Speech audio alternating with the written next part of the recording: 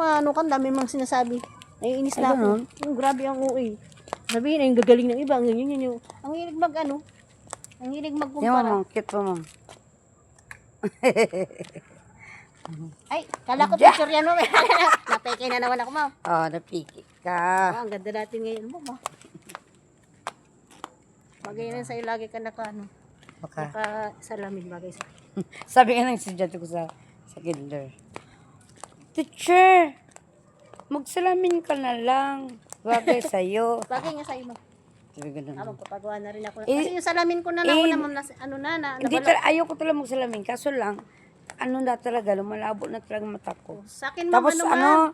sumasakit ang mata ko pag yung titig ako na walang salamin. Sa akin, ma'am, kasi din, yung dati kong salamin, hindi na daw kasukat ng ano ko, kaya dapat magpalit na ako. Hindi pa nasikaso. Mm. Palit na daw, grabe na kasi. Naramdaman ko nga, hindi ko na mabasa yung mga iba eh.